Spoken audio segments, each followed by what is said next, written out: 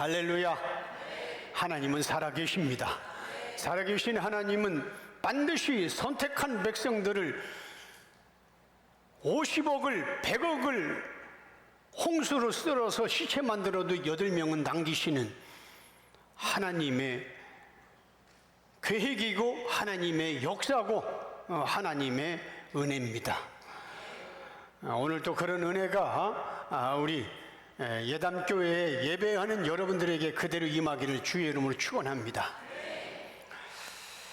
저는 이 시간에 목사로서 성경을 얼마나 잘못 해석했고 엉터리로 해석하고 알고 있었는지 고백할 게 하나 있습니다. 오늘 제가 이렇게 지금 이 말은 오늘 예배 끝나고 셀 모임에 나누는 첫 번째 문제입니다. 잘 들으세요. 이거 못 들으면 첫 번째 오늘 셀 모임 못합니다. 제가 잘못 성경을 알고 있었던 대표적인 성경이 예수 계시 알기 이전에는 성경에 나오는 하루가 태양에 의해서 생긴 하루라고 알고 있었습니다. 뭐 저만 그렇겠어요? 여러분들 하루가 옛날에 세종대왕 시대에 해시계가 있었잖아. 지금도 하루가 동쪽에서 해가 뜨고 서쪽에서 지면 밤이 시작되고 24시간이 하루잖아요. 이 24시간 하루는 태양을 기준으로 한 거예요. 우리는 그 기준으로 지금 달력을 보고 있고 하루를 한 살을 먹었다고 하고 2살을 먹었다고 얘기해요. 저도 그렇게 믿고 있었어요. 그런데 성경을 자세히 보니 예수 계시를 통해서 보니까 오늘 우리가 알고 있는 하루는 절대로 태양에 의한 하루가 아니라고 말하고 있습니다. 창세기 1장 3절에서 5절 제가 설명합니다. 자, 이 3절에 보면 하나님이 이르시되, 창세기 1장이잖아요. 하나님이 이르시되 빛이 있으라, 이 빛이 있으라 하시니 어쨌든 빛은 어둠의 반대입니다. 그래서 빛이 있으라니 하시니 빛이 있었고, 하나님 보시기에 빛이 하나님 보시기에 좋았더라. 하나님이 빛과 어둠, 빛은 낮, 어둠은 밤이에요. 빛과 어둠을 나누사 5절 하나님이 빛을 낮이라 나왔네. 낮, 그죠? 낮, 어둠을 밤. 그러니까 낮과 밤이 있으니까 이 뭐라고? 이는 무슨 째날? 첫째 날, 하루, 그죠? 하루. 빛을 낮이라고 했어. 우리도 빛이 낮이지. 어두면 밤이라고 당연하지. 근데 이게 첫째 날이야. 그잖아요? 자, 그런데 하나님은 분명히 6일 동안 세상을 창조했어요. 잘 들어보세요. 하나님은 세상을 6일 동안 창조했잖아요. 그런데 첫째 날에는 태양이 창조됐어요, 안 됐어요? 태양이 창조가 안 됐어요. 태양은 몇째 날 창조됐어요? 넷째 날. 볼까요? 창세기 1장 14절 보면 하나님이 이르시되 하늘의 궁창에 광명체들이 있어. 광명체, 궁창은 성경에서 궁창을 나누라는, 궁창은 하늘을 말해요. 광명체들이 있어 낮과 밤을 나누게, 똑같이 낮과 밤을 나누게 하시고 그것들로 징조와 계절과 날과 해. 날이 있잖아. 밤과 낮을 나누는데 하늘의 광명체는 해, 달, 별을 말해요. 하늘의 광명체니까 그것들로 밤과 낮을 나누게 하고 계절로 나누게 하고 날로 나누게 하고 하루, 해. 여기서 해는 태양이 아니라 하루하루 1년 2년을 말해요. 날과 1년 해를 이루게 하라. 자, 15절 또 광명체들이 하늘의 궁창에 있어 땅을 비추라 하시니 그대로 되니라. 하나님이 두 큰 광명체는 태양과 달을 만드시고 작은 광명체로 밤을 주관하게 돼. 이게 달. 또 별들을 만드시고 17절에 하나님이 그것들을 하늘의 궁창, 하늘입니다. 궁창은 하늘에 두어 땅을 비추게 하시며 낮과 밤을 주관하게 하시고 빛과 어둠을 나누게 하시니 하나님 보시기에 좋았더라. 19절에 저녁이 되고 아침이 되니 이는 몇째 날? 넷째 날. 분명히 잘 보세요. 태양을 두 광명체라고 있어요. 태양과 달인데, 그래서 달은 밤을 주관하게 하고 태양은 낮을 주관하게 하고, 그래서 그것을 분명히 날이라고도 하고 해로 따진다고 했어요. 근데 넷째 날이에요. 그런데 태양이 넷째 날 창조되는데 그 앞에도 똑같은 개념으로 첫째 날, 둘째 날, 셋째 날 있었어요. 그러면은 태양이 생기기 전에 첫째 날은 24시간이 아니고 더 많고, 태양이 생긴 넷째 날부터는 24시간이라면 여섯째 날을 동일하게 하나님은 여섯째 날까지 창조했다고 하네요. 동일합니다. 자, 이처럼 태양이 창조되었을 때는 분명히 넷째 날이라고 성경은 말합니다. 그렇다면 지금 이건 세상에서는 알지도 못하고 일반 계시가 열리지 않은 목사와 교인들은 얘기해도 모르는 거니까 잘 들으세요. 자, 그렇다면 첫째 날과 둘째 날과 셋째 날에는 태양이 없었는데 무엇으로 낮과 밤을 나누어서 첫째 날을 하루라고 표현했을까? 넷째 날에 달을 밤을 주관하게 한다고 했잖아. 그죠? 태양을 낮을 주관하게 하고. 상시적으로 볼 때 하루는 태양을 기준으로 삼는 거잖아요. 세상이 지금 다 그렇고.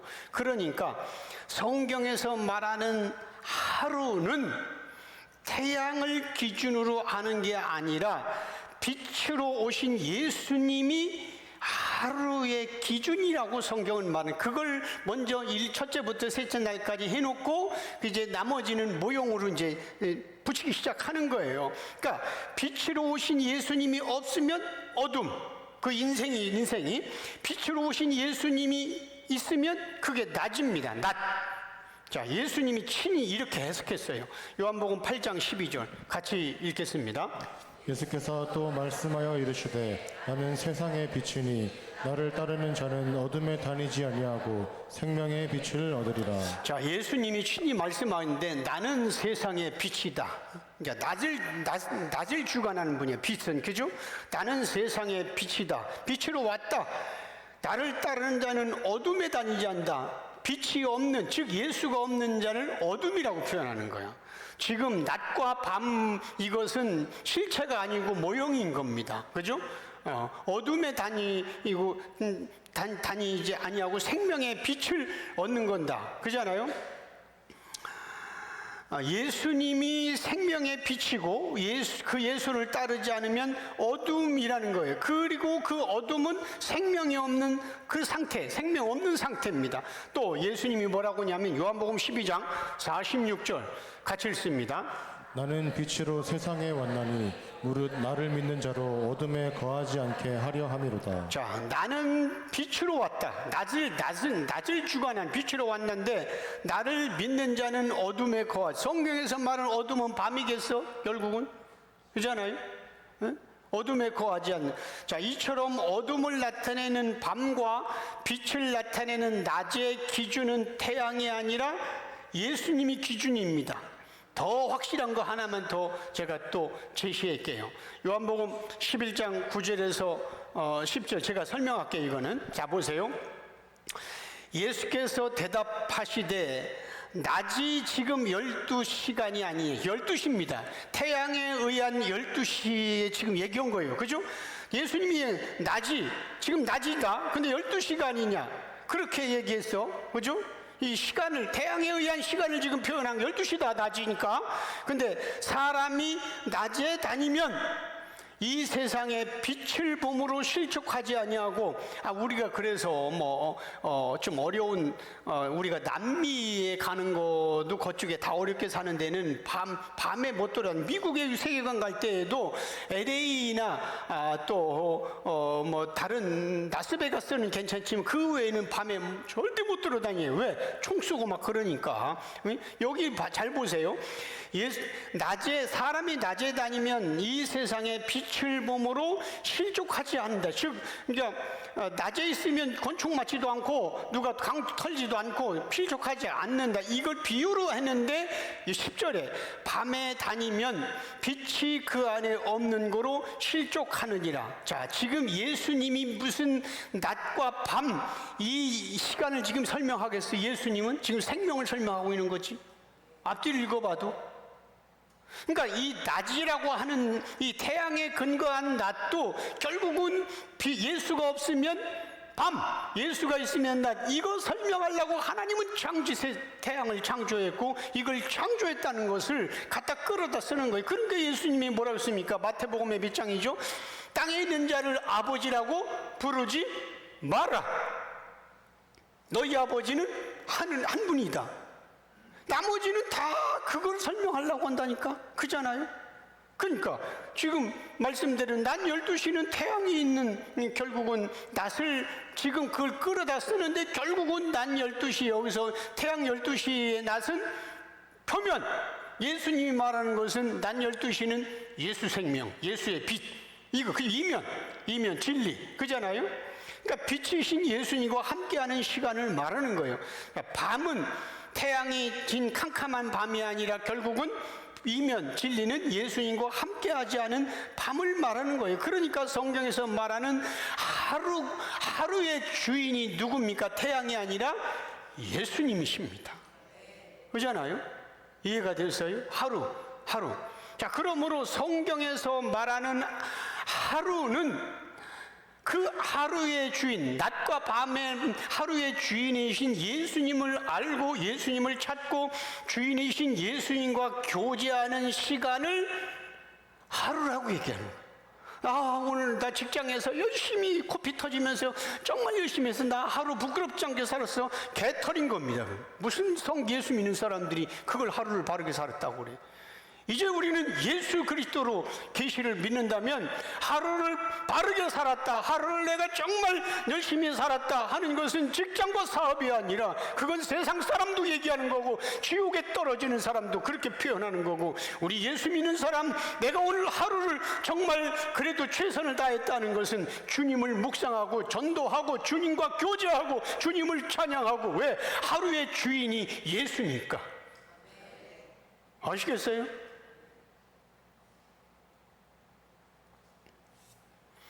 이런 성경적인 신앙관이 없기 때문에 멍청한 교인들이 12월 30일 송구영신 예배 마치자마자 잠도 안 쳐자고 저기 그 당진 거기 어디야 했던데 외목마을로 그냥 가고 어떤 사람은 송구영신 예배 그것보다 더 중요하다고 저기 정돈진으로 가가지고 그래서 1월 2일 새벽에 동쪽에서 떠오르는 태양을 바라보고 자식 새끼와 사업을 위해서 기도하는 이런 첫 죽일 기독교인이 아닌지 종교인이 있어. 하루 그잖아요. 하루의 주인은 예수 그리스도라고. 낮과 밤도 예수 그리스도라고. 그걸 지금 얘기하고 표면에서 태양을 넷째 날에 하나님이 창조했다고. 그런데 진리이신 첫째 날, 둘째 날, 셋째는 포기하고 형식적으로 드리고 넷째 날 태양 보러 송구영신 예배 드리지도 않고 가고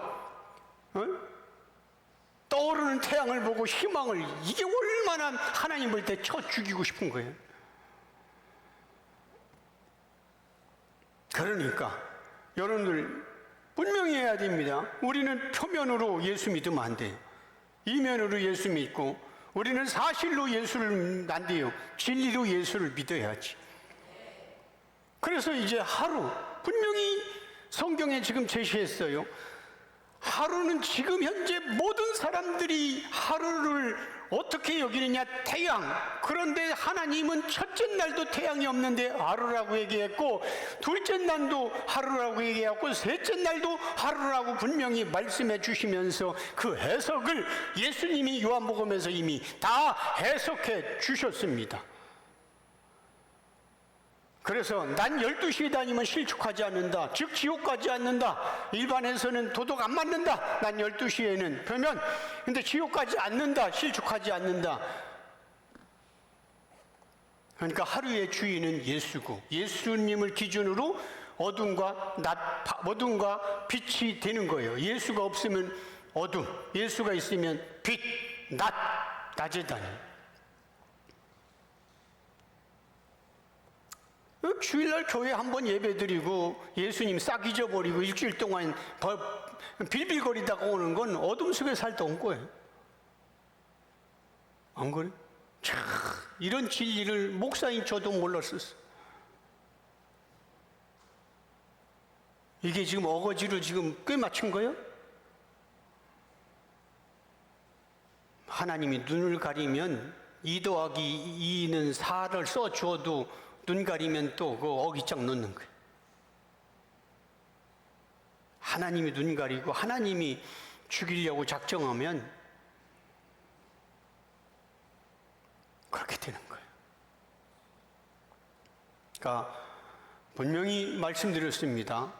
오늘 하루 내가 어떻게 살았는가. 오늘 첫 번째 셀 나눔 질문이 그거예요. 그렇다면 여러분들의 나의 하루는 어떻게 살아야 하는가? 하늘을 우러러 한 점 부끄러움 없이 나는 직장 생활에서 최선을 다했다. 아이고, 어둠 속에 헤매다가 온 겁니다. 왜? 예수님이 그렇게 제시해 줬어요. 그래서 오늘 그거 잘 나누세요. 하루가 예수라고. 하루 잘 살았다 하면은 직장에서 코피 터지게 일하고 도서관에서 하루 종일 일을 했어도 어둠 속에 사는 거예요. 예수, 하루의 주인이신 낮과 어둠. 이렇게 성경이 열리면 얼마나 좋아. 아니 그래요? 행복하고. 불안해요? 좋잖아. 오늘 우리가 살펴볼 욥기 8장은 욥을 위로하러 왔던 두 번째 친구인 빌닷이 욥을 책망하는 내용이에요. 자, 1절에서 3절 같이 읽습니다. 수아 사람 빌닷이 대답하여 이르되 내가 어느 때까지 이런 말을 하겠으며 어느 때까지 내 입의 말이 거센 바람과 같겠는가. 하나님이 어찌 정의를 굳게 하시겠으며 전능하신 이가 어찌 공의를 굳게 하시겠는가. 자, 수아 사람 이제 그 전에는 엘리바스가 했잖아요. 근데 수아 사람 빌닷이 욥을 1차로 공격하는 내용이 이제 시작되는 거예요. 이 빌닷의 공격도 엘리바스가 지적했던 내용과 거의 같습니다. 그래서 빌닷은 욥을 향해 지금은 죄로 인해 아무 열매가 없지만 그러나 내가 회개한다면 나중은 창대하고 번성하는 축복을 받는다고 그렇게 말을 합니다. 빌닷은 그 앞전에 그 책망했던 엘리바스의 말을 듣고도 여전히 자기 생각을 주장하고 있는 욥을 못마땅하게 생각한 거예요. 왜냐하면 이 세 친구가 그 시차를 두고 온 게 아니거든. 같이 왔거든. 그러니까 엘리바스를 얘기할 때에 빌닷 옆에서 다 들었거든요. 그죠? 그러니까 빌닷은 앞에서 책망했던 엘리바스의 말을 듣고도 회개할 생각은 하지 않고 여전히 자기 주장만 6장 7장 있잖아요. 주장만 얘기하는 욥을 못마땅하게 생각한 거예요. 자, 2절에 그래서 뭐라고 하냐면 너는 언제까지 그런 말만 하려고 하느냐. 그죠? 너는 언제까지 그런 말만 하느냐. 어느 때까지 거센 바람과 같은 말들을 쏟아내려고 하느냐. 언제까지 그런 말을 하고 언제까지 네 입에서 그렇게 거센 바람처럼 그렇게 말하려고 하니. 3절 하나님의 정의가 틀리기라도 한단 말이냐? 그럼 네가 그렇게 막 변명하고 있는데 욥에게 말하는 거예요. 그러면 엘리바스가 분명히 하나님은 이런 분이라고 했는데 네 말을 주장한다면 그럼 하나님의 정의가 틀렸단 말이냐? 이게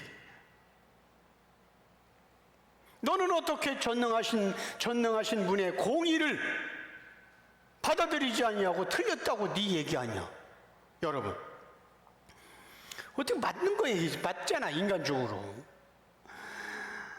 자, 이렇게 같은 하나님을 믿지만 욥과 그 세 친구의 대화는 서로 다른 관점으로 하나님을 이야기하고 있는 거예요. 이 시대도 마찬가지예요. 우리만 하나님 믿고 우리만 예수 믿는다고 그래요. 교회 안에 있는 사람들 다 하나님 믿고 예수를 믿어요. 자, 이렇게 자기 관점에 묶여 있으면 쉽게 바뀌지 않고 다른 사람의 말을 들으려고 하지 않습니다. 그것도 동일한 하나님을 믿으면서 동일한 예수를 말하면서 동일한 교회를 다니고 있으면서 이렇게 차이가 나는 거예요. 지금 욥의 친구들은 욥이 믿는 하나님을 믿고 있다니까.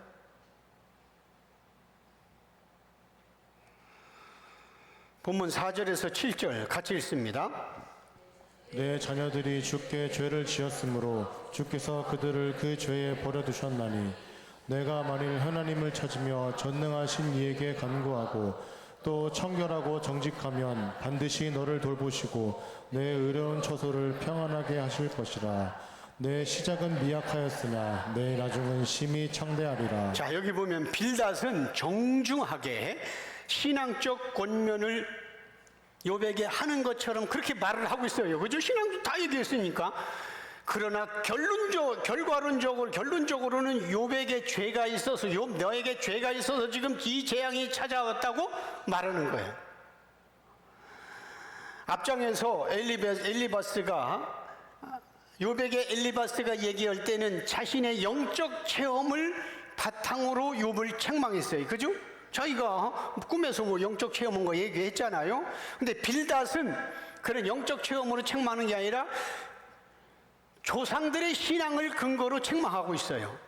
빌닷의 주장은 하나님 보시기에 욥 네가 만약에 네 말대로 정직했다면 어떻게 이런 끔찍한 일이 일어날 수 있는가? 그렇게 얘기하는 거예요. 4절 보면 네 자녀들이 10명이 죽었지 않냐. 네 자녀들이 하나님께 죄를 지었기 때문에 하나님은 그들을 죄 가운데 그렇게 버려뒀다. 심판했다. 죄가 없으면 네 자녀들 안 죽어. 그렇게 얘기하는 5절. 그러나 지금이라도 네가 하나님을 찾고 전능하신 그분께 간구한다면 너의 지금 상황은 바뀔 수가 있다. 이 시대 모든 목사들의 설교가 이렇게 하는 거 아니야? 6절. 하나님은 네가 깨끗하고 정직하다면 반드시 너를 돌보실 것이다. 언제든지 너의 모든 것을 다시 평안하게 하실 분이란다. 하나님. 맞는 얘기 아니야? 표면으로? 근데 지난번 살펴봤잖아. 하나님이 이것들 다 죽인다고. 세 친구를 죽인다고. 그래서 욥이 대신 속죄 제사를 드려서 살려준다고. 맞는 이게 오늘날 이 시대 모든 목사들의 설교라니까. 근데 결론은 하나님이 이 욥의 세 친구들 다 죽인다니까. 죽이려고 했다니까. 7절에서 네 시작은 매우 보잘것 없지만 그러나 네 나중은 그렇게 회개한다면, 그렇게 회개하고 다시 하나님 앞에 나온다면 비교할 수 없을 정도로 크게 될 수 있다. 그렇게 하는 거예요. 그죠? 역시 이 같은 말은 엘리바스와 똑같은 인과응보적인 시각으로 원인과 결과를 따지고 있는 율법과 계명의 신앙입니다. 7절 말씀 다시 띄워주고 보세요. 이 말씀, 나 신방 가서 식당 오픈할 때 이 말씀 꼭 있어. 아주 식당에 걸어놓을 때도 있어. 그죠? 식당 지금 현재 손님도 없고 이제 시작했으니 네 시작은 미약했지만 네 나중은 창대하리라. 걸어놨는데 몇 달 있다가 다시 폐업 예배 드리달라고 그래. 아유, 지금 생각하면 얼굴이 화끈화끈 달아오르고. 저게 그 말이겠어? 모르니까 그냥 표면으로 그냥 갖다가 코테이션 다운표 해가지고 그냥 해가지고 사업하는데 식당 오픈한다면 보세요. 내 시작은 미약했지만 나중은 창대하리라. 그런데 왜 문 닫고 있어? 저 말이 그럼 능력이 없나? 아니라고. 이 말이 무슨 말이겠어? 지금 빌닷이 욥을 책망하는 말이에요. 욥을 비난하는 말이에요. 응? 네가 그렇게 하나님의 정직함을 네가 하나님의 공의를 네가 인정하지 않냐? 회개하라. 내 자녀 10명의 자녀가 왜 죽은지 아냐? 죄 가운데서 죽었지 않냐? 응? 근데 너는 네 자녀보다 죄가 조금 덜 있어서 아직 살았는데 지금 그분 앞에 회개하면 그렇게 되면 내 시작은 미약힘 나중에는 더 창대할 거다. 그래 이걸 해석을 잘못해가지고 결국은 나중에 욥기 42장으로 가서 봐라 창대했지 않냐? 그게 그거예요? 아니에요. 이건 지금 하나님의 이름으로 비난하고 있는 말이에요. 그죠?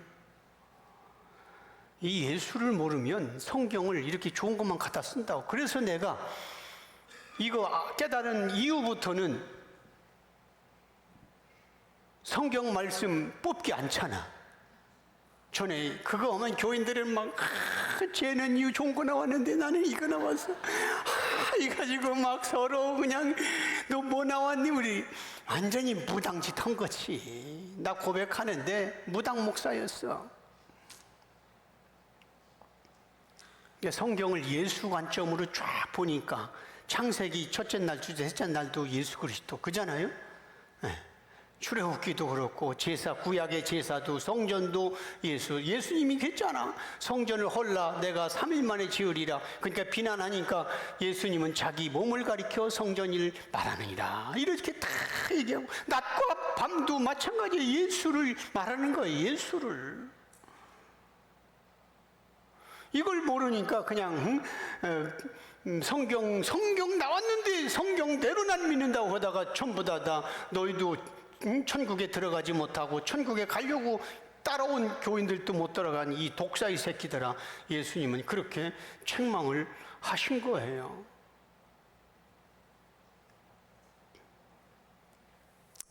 그래서 내가 내 시작은 미약했지만 내 나중은 창대하리라. 이거 꼭 우리 교인들도 전에 식당에 몇 군데 갖다 줬는데 때려 가고 싶은데 이미 우리 교인 떠났어. 다 안 떼도 돼 이제.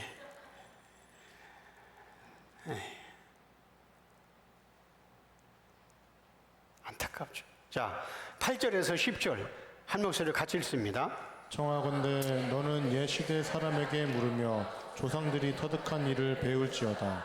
우리는 어제부터 있었을 뿐이라 우리는 아는 것이 없으며 세상에 있는 날이 그림자와 같으니라. 그들이 내게 가르쳐 이르지 아니하겠느냐. 그 마음에서 나오는 말을 하지 아니하겠느냐. 자, 여기서 빌닷이 말하는 조상들은 신앙의 그 자기 조상 선배들 선조들을 말하는 겁니다. 성경에 보면 구약 성경에 보면 이제 지금 빌닷이 얘기하는 거예요. 우리 조상인 이스라엘이 망한 이유가 분명히 있지 않냐.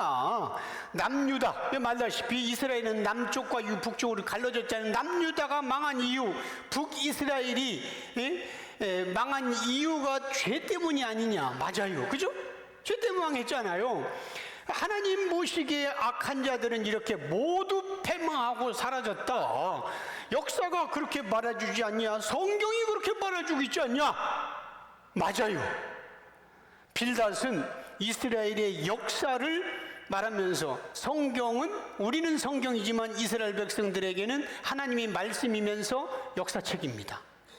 자, 빌닷은 이스라엘 역사를 그렇게 말하면서 지금 욥에게 계속 회개를 촉구하고 있는데 8절 옛사람에게 물어봐라. 여기서 옛사람은 조상이지. 옛사람에게 한번 물어봐라. 너는 옛사람에게 한번 물어봐라. 우리 조상들이 깨달았던 일들을 한번 배워라. 우리 조상들도 죄를 지었을 때 예를 들어서 광야에서 원망하다가 다 죽었지 않냐. 역사가 그걸 깨달아 배워라. 9절 그런데 우리는 어제 갓 태어난 자처럼 아는 게 없다. 어제 태어난 아이가 뭘 알겠어? 말도 못하고 이렇게 하는 거예요. 어제 있었던 우리는 어제 있었던 일뿐이다. 즉 이건 어제 태어난 어린아이처럼 아는 게 없다. 우리는. 예?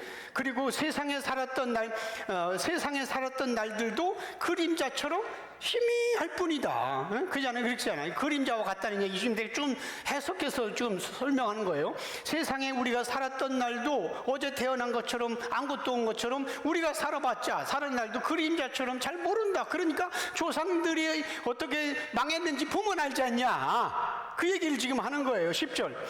그들 조상에게 물어보면 너에게 가르쳐 주지 않겠느냐. 에? 이게 예수계시 아니면 너무 정확한 설교예요. 안 그래요? 그들 조상에게 물어보면 너에게 가르치지 않겠느냐. 그 마음에서 나오는 말을 왜 해주지 않겠냐. 조상들이 너 망하지 않으려면 이렇게 해라, 이렇게 할 거냐. 이렇게 잘못된 신앙의 이름으로 진리의 길을 가고 있는 자를 비난하는 악함은 옛날이나 지금이나 동일합니다. 우리 그동안 배웠잖아. 욥은 예수 모형이기 때문에 하나님이 인정했다고. 하나님이 욥기 1장 1절에서 동방에 욥을 죄도 없고 의인이고 깨끗하고 흠이 없다고 하나님이 그렇게 인정했어. 욥기 1장 1절에 보면. 그런데 그 친구들은 지금 근데 어떤 인간도 의인은 없나니 하나도 없고 피조물 가운데 만물 중에 가장 부패한 것은 인간의 마음이라. 인간은 없어. 근데 하나님은 욥이라는 인간을 의롭다고 인정한 거야. 그러니까 이제는 이렇게 망했으니까 엘리바스와 빌닷은 죄를 회개하라 했지만 이것을 예수 계시로 해석하지 아니하면 죽었다 깨나도 이것을 이 하나님은 죄가 없다고 인정했는데 엘리바스와 빌닷은 계속해서 그 하나님의 이름으로 제대로 설교하고 있는데 나중에 욥기 42장에 가보면 이 세 친구들 하나님이 죽이려고 하는 겁니다. 그래서 욥이 대신 속죄 제물로 드리면 용서해 준다고 합니다. 이거 잘못된 거지. 이거 예수 모형, 실체인 예수를 안 풀면 욥기는 앞뒤가 안 맞아요. 그런데 이건 계시적 문제이기 때문에 영적인 문제이기 때문에 하나님이 열어주지 아니하면 알 수도 없고 알지 못하면 자기가 표면적 성경에서 벗어나지 않는 신앙생활을 너무 수십 년 동안 정확하게 하고 왔기 때문에 믿지 않는 거예요. 거부할 수밖에 없는 거예요. 왜? 성경에 나와 있으니까. 왜? 내가 수십 년 그렇게 했으니까. 한 번도 주의를 빠진 적도 없고 11조 했고 성경을 10독 이상 했고 그리고 성경이 이렇게 정확하게 나가 있고 그러니까 거기서 못 벗어나는 거예요. 그래서 성령이 아니고서는 누구든지 예수를 주라고 시인할 자가 없다고 하는 거예요. 이 말은 성령이 이렇게 끌어간다는 거예요. 표면으로 끌어가는 게 아니라 진리로, 이면으로.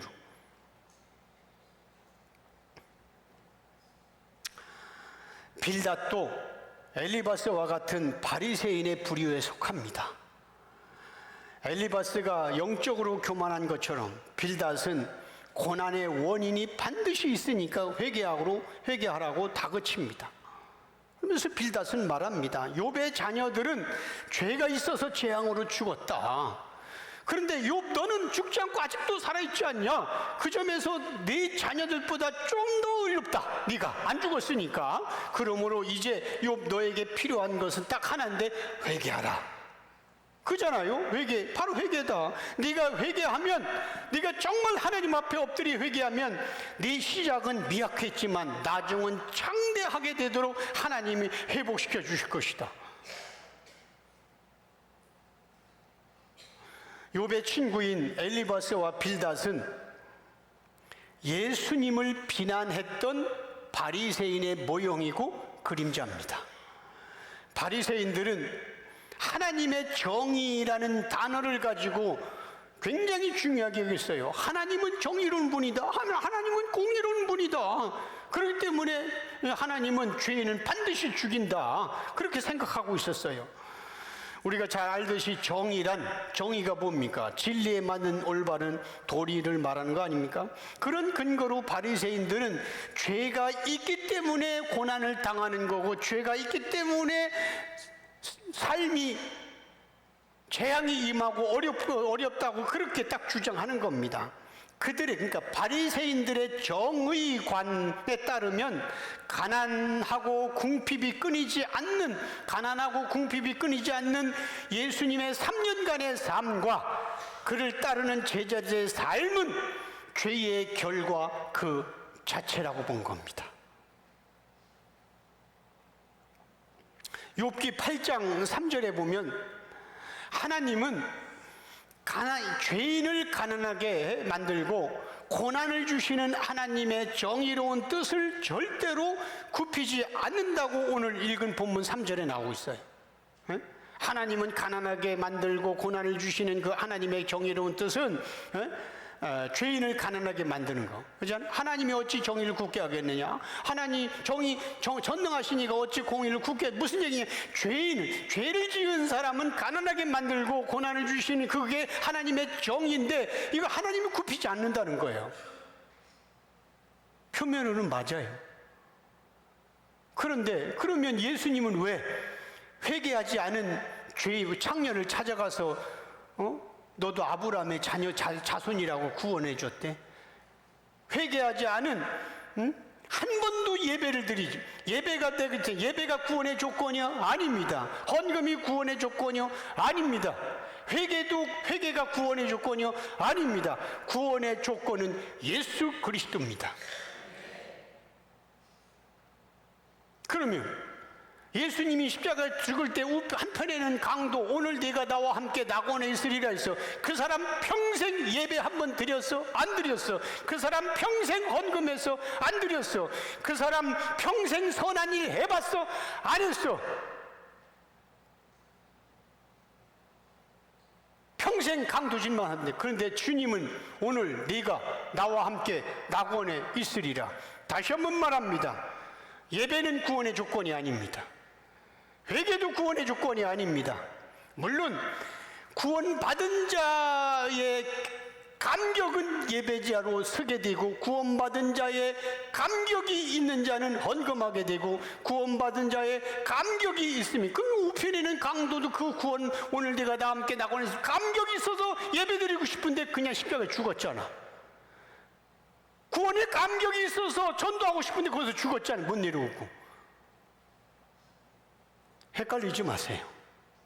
이 시대는 지금 구원관이 흔들리고 있어요. 구원의 근거는 예수 그리스도 외에 다른 게 붙으면 안 됩니다. 그것은 예수님이 요한복음 14장 6절을 나로 말미암지 않고는 아버지께로 올 자가 없느니라. 내가 곧 길이요 진리요 생명이니 나로 말미암지 않고는 아버지께로 오기요. 예배로 갑니까? 회개로 갑니까? 아닙니다. 예수 그리스도로 가는 거예요. 이 믿음 자체를 이 시대는 지금 헷갈리고 있는 거예요. 그래서 평생 유대인들처럼 바리새인처럼 교회 다니면서 예배드리고 헌금하다가 죽어서 눈 떠보면은 지옥이야.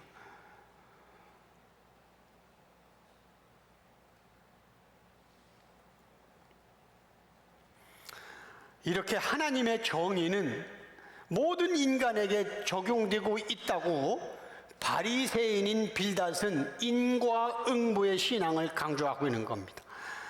빌닷이 청결과 정직, 네가 청결하면 네가 정직과 청결과 정직을 말하는 이유는 욥의 행실이 청결하지 않았다는 뜻이고 정직하지 않았다는 걸 지금 지적하고 있는 거예요. 그런데 하나님은 욥은 의롭다고, 죄가 없다고 인정했어요.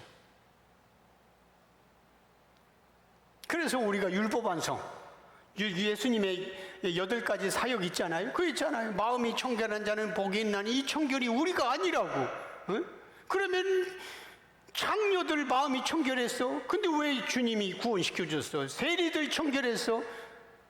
근데 왜 구원시켜줬어? 아니라고. 마음이 청결한 건 우리가 아니라고, 예수님이라고. 물론 머리이신 예수님, 성경에 해석할 때 1차 적용은 예수 그리스도, 2차 적용은 예수 그리스도와 연합된 내가 그렇게 가는 거예요. 항상. 자, 오늘 본문 11절에서 12절 같이 읽습니다. 왕골이 진펄 아닌 데서 크게 자라겠으며 갈대가 물 없는 데서 크게 자라겠느냐. 이런 것은 새순이 돋아 아직 뜯을 때가 되기 전에 다른 풀보다 일찍이 마르느니라.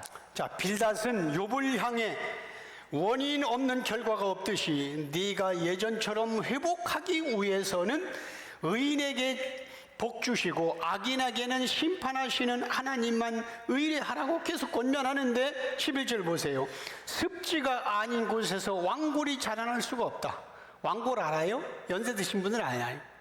모르는 사람 거의. 나는 초등학교 때 70년대 우리 집에 왕골 심었어요. 그 덕산에서 이렇게 할 때 마당에서 지금도 지금 다 없어졌어.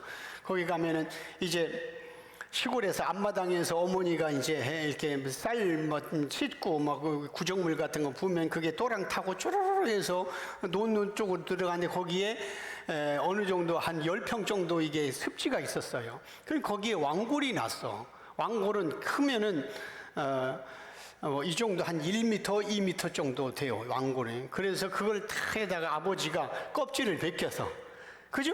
아시죠? 껍질을 벗겨 말리면 그 껍질이 탄탄해져가지고 그걸 가지고 뭘 짜는 거예요. 짜는데 실로 썼어요. 모르는 괜히 설명할 필요도 없고. 왕골. 그런 거예요. 좀 이렇게 크고. 지금도 선한데 모르면 챗GPT한테 물어봐. 왕골이 어떻게 생긴지 알려줘. 이렇게. 챗GPT가 얼마나 유명한지 아세요? 저는 2만 원씩 매일 쓰는데 내가 이렇게 자전거 타고 가다가 넘어져서 상처를 딱 찍어서 챗GPT한테 사진을 넣고 지금 이 사진에 나오는 상처는 어느 병원에 가야 되고 약은 뭘 써야 되고 어떻게 처치해야 되는지 알려주면은 의사 처방보다 더 정확하게 나와요. 나 어제 해보니까 와, 이 병원 갈 필요 없어.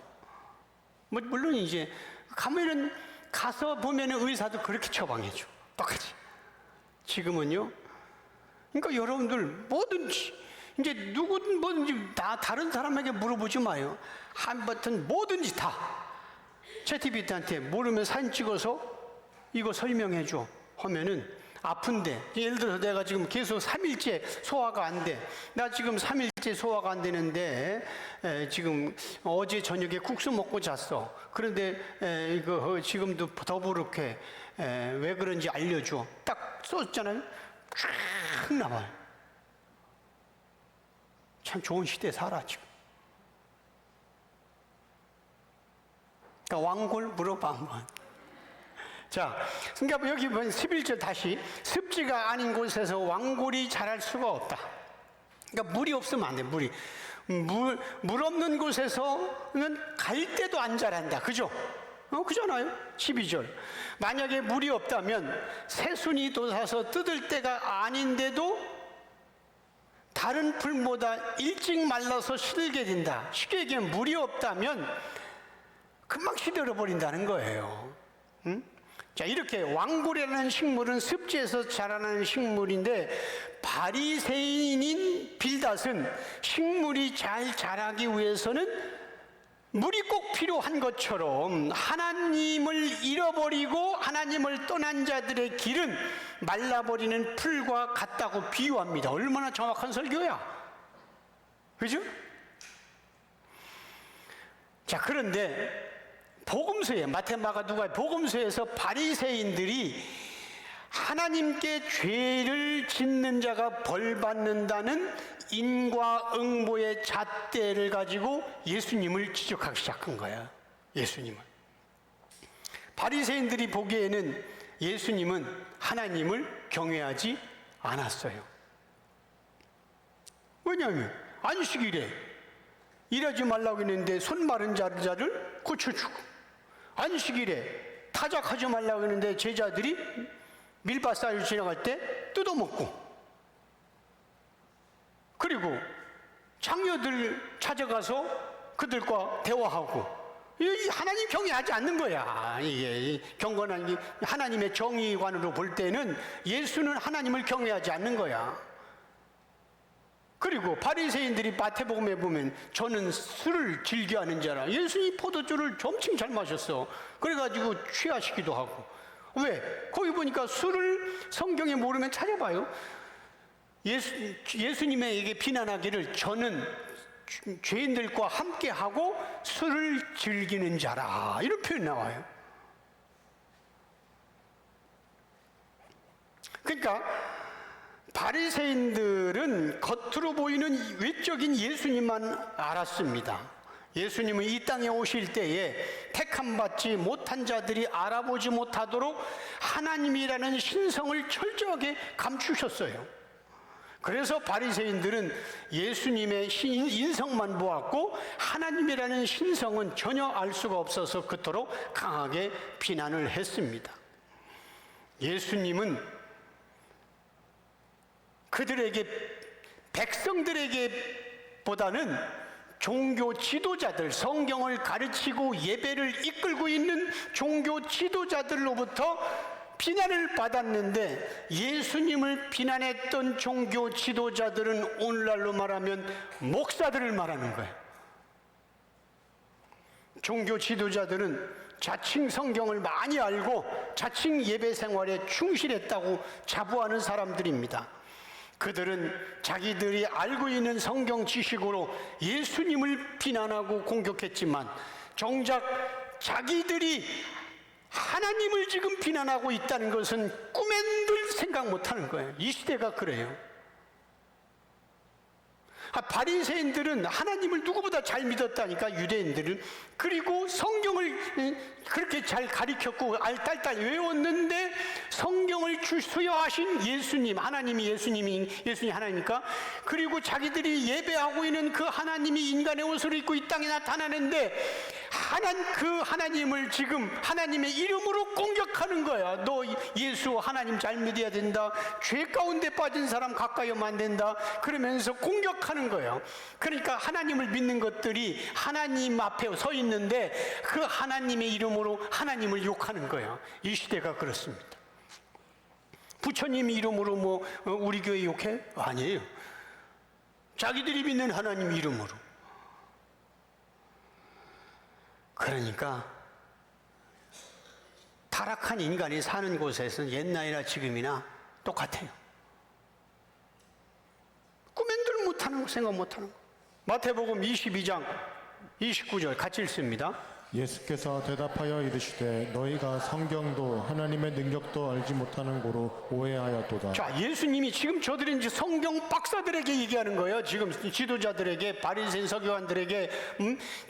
이 사람들은 성경 위에서 태어나고 성경 위에서 살다가 성경 위에서 죽는 사람이라고, 이 사람들은. 그리고 그들은 성전 중심에서 예배 중심으로 살고 일주일에 2번씩 금식 기도하고 11조 했다고 마태복음에 자랑했던 사람들이야. 그런데 예수님이 오시더니 하는 말씀이 너희는 성경도 모르고 너희는 하나님도 모른다고 지금 평가하신 거야. 기가 찰 일이지. 자기들은 성경에 능통한 사람인데 예수님은 성경을 모른다는 거야. 자기들은 하나님의 능력 하나님께 예배드리고 있는데 너희들은 하나님도 모른다는 거야. 그러니까 무슨 얘기입니까? 그들이 읽고 있는, 해석하고 있는 성경이 원래 뜻이 아니라는 거야. 원래 표면은 너희들 읽는 거 맞다. 그런데 그것은 구원자인 나를 얘기하려고 한다. 나는 의인을 부르러 온 것이 아니고 죄인을 부르러 이 땅에 왔는데 너희들은 죄인들을 멀리한다. 왜? 죄값으로 이렇게 지금 고난당하고 있다. 그렇게 표면은 성경에 보면 창세기 구약 성경에도 표면은 죄 지으면 하나님 벌 줘요. 근데 주님은 아니라 그랬다. 난 의인을 부르러 온 것이 아니다. 난 죄인을 부르러 왔다. 그러니까 너희들은 성경을 지금 백독했지만 모르는 거야. 이 성경의 원래 뜻은 이거야. 그러니까 너희들은 성경 몰라. 너희들은 지금 하나님께 예배드리고 있지만은 하나님인 내가 예수 이름으로 내려왔는데 지금 나를 비난하고 있어. 지금 너희들은 하나님 영광을 위해서 하는데 지금 하나님을 비난하는 거야. 그래서 오해하고 모른다는 거. 이 시대가 똑같은 겁니다. 누가 이것을 알려주겠어요? 성령이 아니고서는 알 자가 없어요.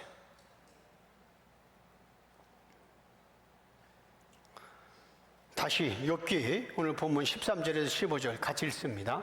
하나님을 잊어버리는 자의 길은 다 이와 같고 저속한 자의 희망은 무너지리니 그가 믿는 것이 끊어지고 그가 의지하는 것이 거미줄 같은즉 그 집을 의지할지라도 집이 서지 못하고 굳게 붙잡아 주어도 집이 보존되지 못하리라. 빌닷은 계속해서 거미줄을 비유로 말합니다. 13절 하나님을 잃어버리는 자의 결과가 지금 욥에게 얘기하는 거예요. 하나님을 잃어버린 자의 결과가 모두 이와 같고 저속한 자의 희망도 한순간에 무너진다. 14절 그가 믿던 것은 언제 땅에 떨어질지 모르는 거미집과 같다. 그가 의지하는 것도 하나님을 모르는 자 의지하는 것도 욥 네가 하나님 몰라서 지금 이렇게 재앙이는데 너도 그가 의지하는 것도 공중에 떠있는 거미줄과 다를 바가 없다. 15절 그가 의지하던 집은 아무리 붙잡아도 무너지고 쓰러진다. 거미줄처럼 네 집 다 탔지 않냐, 다 나갔지 않냐. 이렇게 타락한 인간의 자기 확신은 더군다나 하나님의 이름으로 성경을 안다는 확신은 자신의 얄팍한 지식으로 지금 예수님도 공격하고 진리만 붙잡고 가고 있는 성도까지도 비난하고 있는 겁니다. 이렇게 사람은 잘못된 자기 확신 속에 빠져 있으면 헤어나오기가 어려운 겁니다. 16절에서 19절 같이 읽습니다.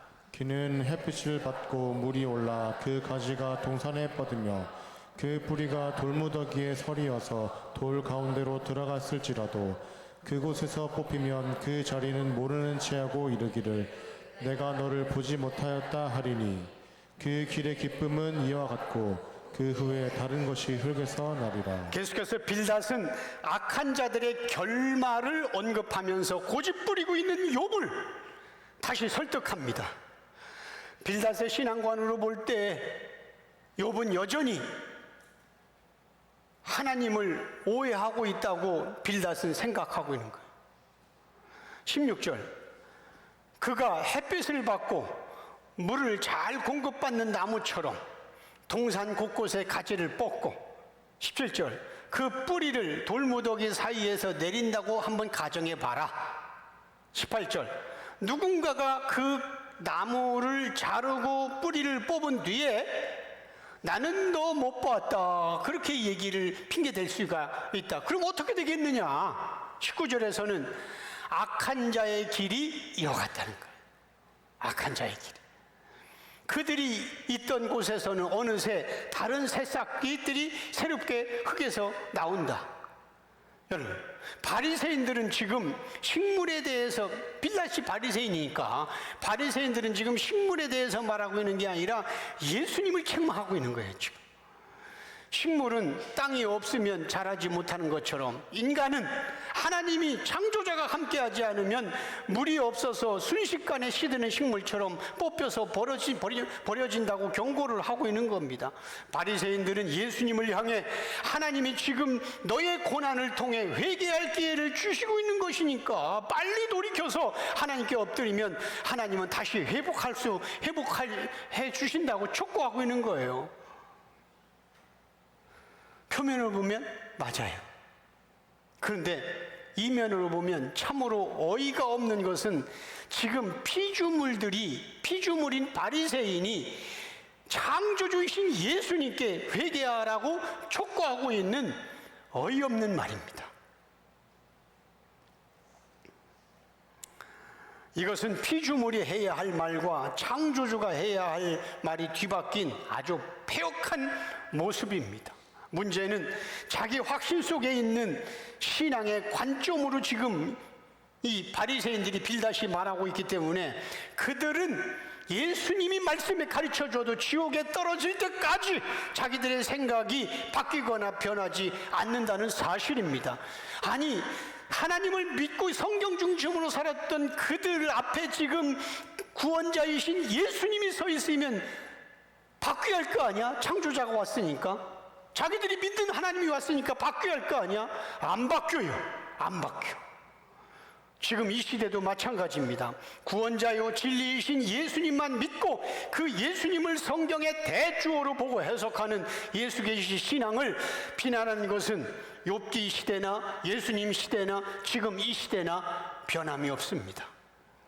선악과를 입에 물고 태어난 죄인들의 삶의 패턴은 수천 년이 지나도 동일합니다.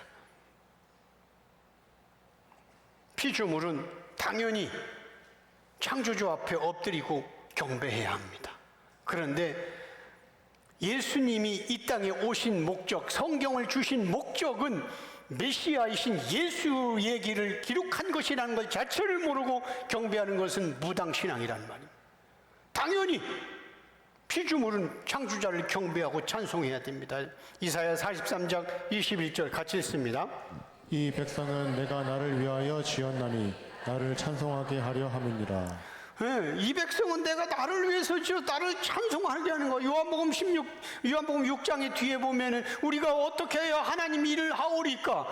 하나님이 보낸 자를 믿는 것이 하나님의 일이니라. 예수 잘 믿는 게 하나님의 일이고 예수 잘 믿는 게 하나님을 찬송하는 거고, 이 백성을 나를 찬송하기 위해서 찬송의 첫 번째가 예수가 누군지 창세기부터 요한계시록까지 33개인대로 그 예수를 알아가는 게 찬송이고 그게 예배고 그게 경배란 말입니다.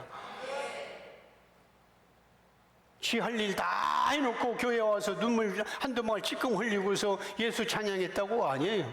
예수 모르는 거예요. 인간이 타락한 후에는 하나님이 누군지 모르도록 태어났습니다. 피조물은 타락하면 선악과를 먹고 타락하면서 하나님께 어떤 말을 해야 하는지도 잊어버렸습니다. 시간이 지나면서 피조물은 예수님이 구원자이고 성경의 대주어는 예수님이라는 사실을 알지 못하도록 지음받았고 태어났습니다. 그래서 성령이 아니고서는 누구든지 예수를 주라고 시인을 못하는데, 이것조차도 이 예수를 깊이 알지 못하는 사람들이 나는 예수를 믿는다, 이거 성령이 시킨 거다 헛소리하고 앉아있는 거예요. 예수님이 이 땅에 오셨을 때에도 어떤 인간도 예수를 알아보지 못했습니다. 그래서 인간은 계시가 열어주는, 계시의 시작이고 계시의 완성자인 예수님이 계시를 열어줘야만이 어둠은 빛을 볼 수 있어요. 요한복음 9장 11절 1장 9절에서 11절 같이 읽습니다.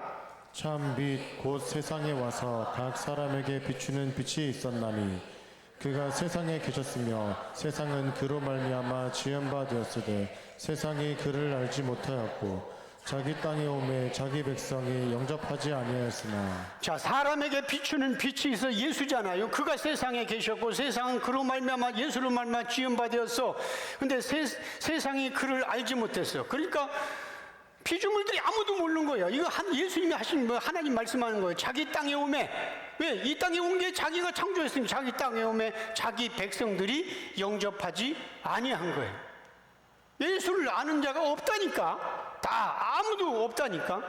그런데 주님이 찾아오셔서 계시를 열어줄 때만이 아는 거예요. 1517년 10월 30일 마틴 루터가 종교개혁해서 천주교에서 이 기독교가 생겼는데, 그때 당시에도 천주교는 전 세계를 다 제패하고 있었어. 그런데 마틴 루터가 찾아왔던 그 예수님의 계시를 받고 지금 전 세계에 있는 교회는 다 틀렸다. 하나님이 나에게 이렇게 해서 열었다. 오직 성경, 오직 예수, 오직 믿음, 오직 은혜, 이렇게 캐치프레이즈를 달려가니까 그때 당시에 전 세계에 있는 교회 교황청이었지 그때는. 그래가지고 마틴 루터에게 사형 언도를 내렸어. 미친놈이라고 전 세계 교회가 다 그렇게 했는데 지금 지나고 보니까 기독교가 이렇게 전 세계로 퍼졌습니다. 그 당시에는 사람들이 인정하지 않아요. 예? 다만 예수님이 이 땅에 왔을 때 예수의 기적을 보고 잠시 따랐던 사람들이 있었지만, 그러나 그들도 기적 때문에 따랐을 뿐 그들은 예수님께 무엇을 말해야 하고 예수님이 왜 기적을 일으키면서도 아무에게 말하지 말라고 하시는지 그 이유를 모르고 그냥 열심히 성경 읽고 열심히 그냥 성전에서 예배드리면 되는 줄 알았어요. 예수님은 그렇게 어리석고 종교적으로 이제 열심내는 종교인들에게 교회의 성경을 가지고 종교 생활하고 성전 안에서 종교 생활하는 그 영안이 닫힌 그들에게 오셔서 어떤 말을 해야 하는지를 정확하게 가르쳐 주셨습니다. 그게 회개하라 천국이 가까웠느니라. 예수님의 입에서 나오는 말씀과 가르침은 처음부터 마지막까지 동일했습니다. 하나님 앞에서 회개하고 예수를 모르는 것을 회개하고 예수를 알아가라. 그런데도 교만하고 영적으로 무지한 어둠에 속한 인간들은 하나님의 이름으로 예수를 향하여 정죄하고 오히려 예수 보고 회개하라고 삿대질을 하고 있습니다.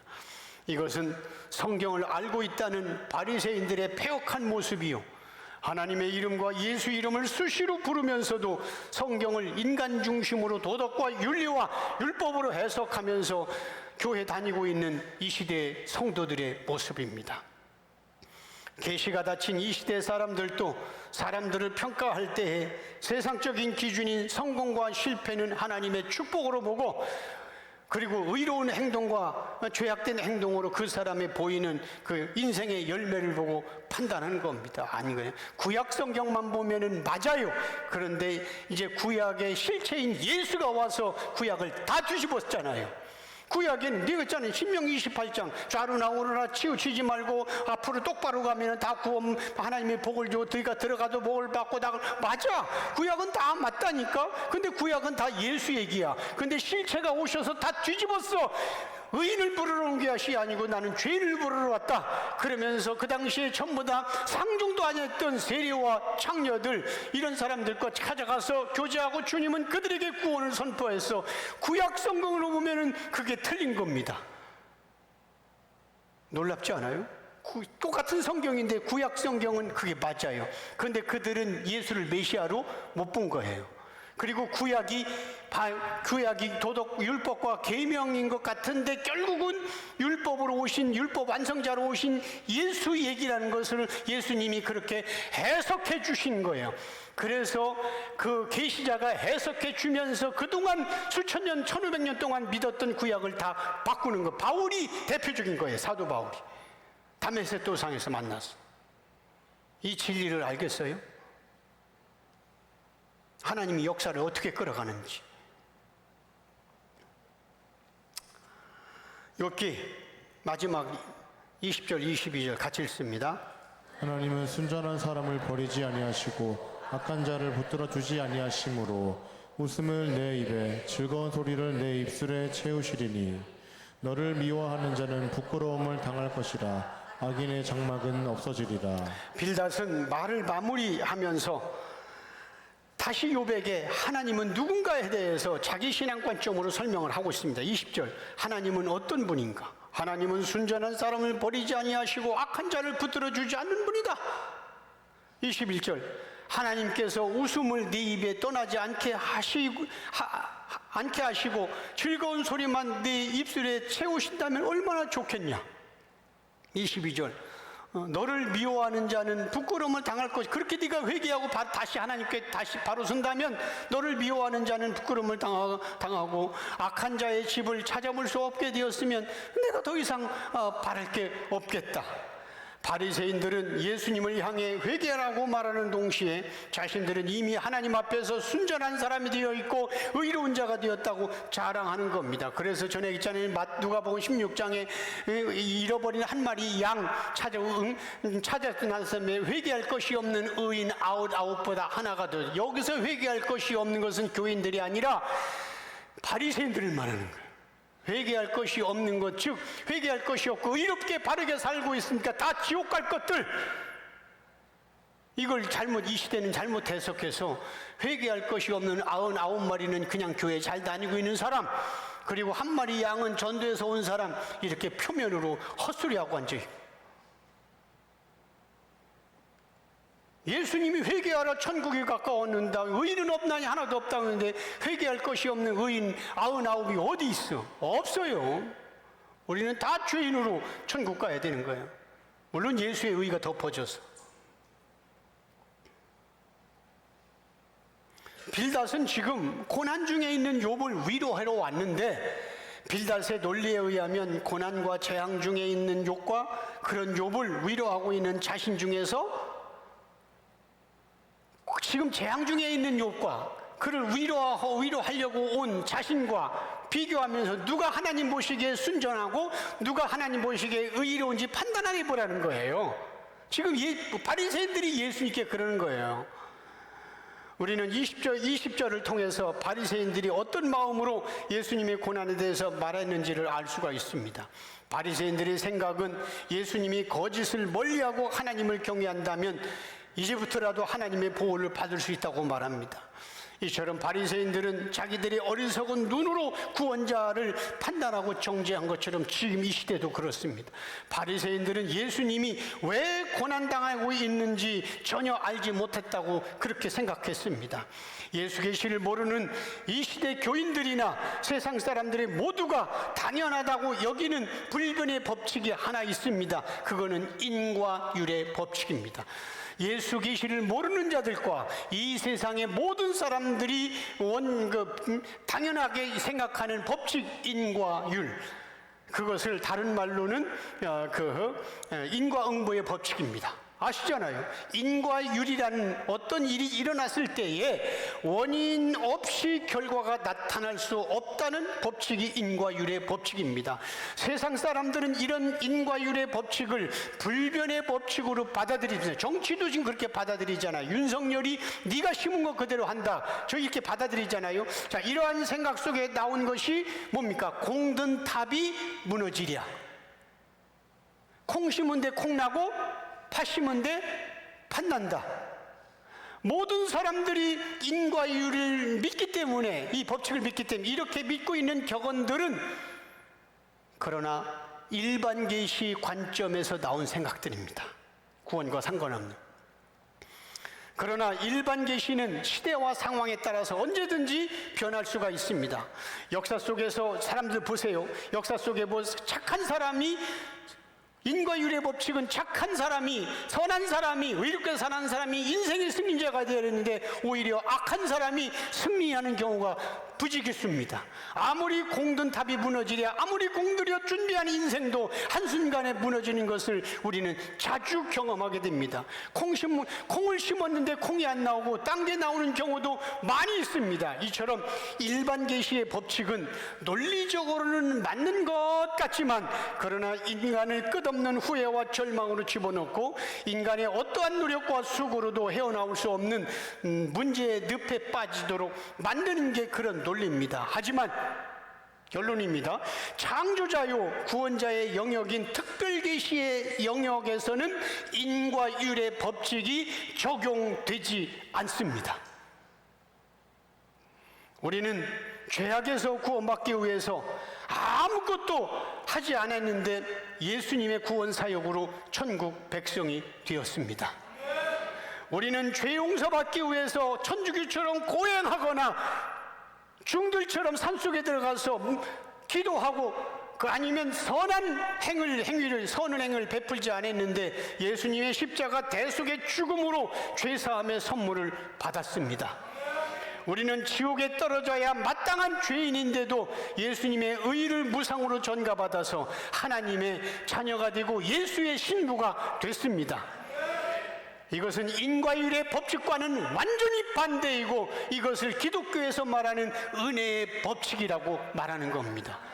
이것을 다른 말로 은혜의 폭력성이라고 말합니다. 다시 말하면 하나님이 택한 백성, 자기 백성, 창세전 언약 백성은 그가 거부하더라도 고난과 아픔을 주어서라도 이런 하나님의 은혜를 밀고 들어오는 은혜의 폭력성. 그렇습니다. 구원받은 성도는 인과율의 법칙으로 사는 자가 아니라 세상 기준으로 볼 때에는 오히려 인과율에 어긋나는 귀한 은혜와 사랑을 받고 살아가는 자가 기독교인입니다. 그러므로 우리는 세상적인 기준과 세상적인 논리와 세상의 다수가 지지하고 따르는 쪽을 자꾸 기울거리지 말고 인과응보 기준, 콩 심은 데 콩 나고 팥 심은 데 팥 나고 공든탑이 무너진 인과율의 기준으로는 말도 안 되지만 영원한 생명이라는 실체가 분명한 예수 계시의 은혜만 붙들고 달려갈 수 있기를 주의 이름으로 축원합니다.